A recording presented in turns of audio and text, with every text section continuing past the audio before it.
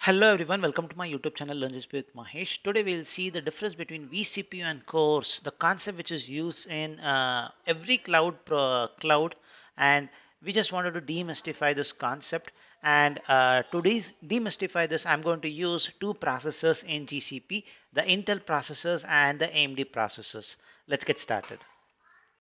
All right, we are in our official documentation related to machine families. So, and if you look into this, you will see some series, N1 series, N2 series, Tau series, which is the latest one. All those series, you will see it. Now, if you look into it, I was looking into this documentation. The one which struck me the most was this line. Tau 2TD, 2 T2D machine series has cluster threading disabled. Therefore, one vCPU is equivalent to an entire core. This was the one which basically struck me. Okay, there's something which is basically uh, a point which you can bring up, is what I felt. So, usually if you look into any kind of cloud stuff, right? So two vCPUs will be equal to basically one core. Now, based on what we see here, so this is only applicable at least in GCP with respect to Intel processor is what I guess.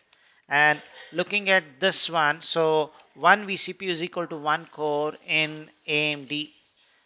That's my understanding here.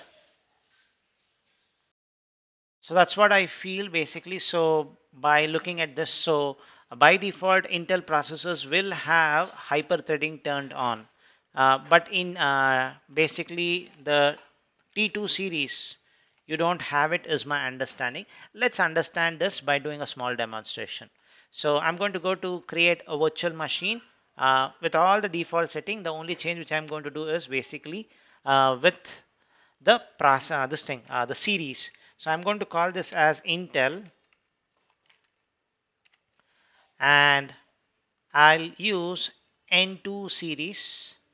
In this, I'm going to use 4 vCPU, 16 GB of RAM. This is the only change which I'm going to do. So click on create.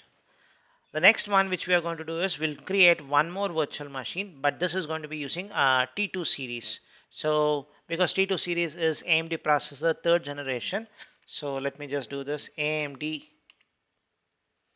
We should be able to see this point which was highlighted here. So if I just go to T2 series, I'll use the same machine type, folks, which is standard 4 T2D standard 4, meaning 4 vCPU, 16 GB of RAM. So let's go ahead and click on create. So once the instance comes up, so we'll just SSH into it, and we'll run a very simple command which is lscpu, and try to understand the concept between vCPU and cores, at least by seeing this demonstration. So that math which I mentioned, two vCPUs is equal to one core in Intel processor, and one vCPU is equal to one core in AMD T2 series will be clear. So we have the Intel machine. So we will SSH into our AMD machine also.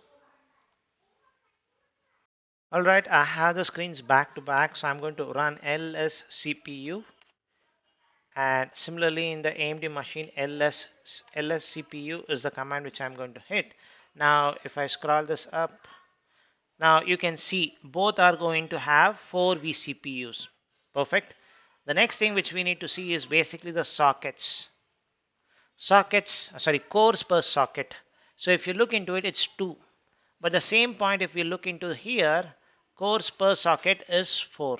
So meaning one vCPU is equal to one core is what you get it in if it is a AMD processor, authentic AMD.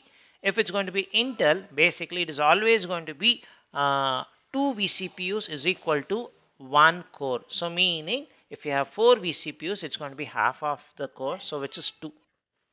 So which makes the concept very clear by looking at this part. So this could be really helpful when you are doing any kind of migration. So if they say in the on-premise machine, it is using something like 8 cores.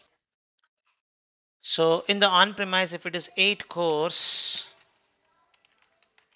if I were to bring it in GCP and I'm going to use Intel, I'm going to use basically 16 vCPU.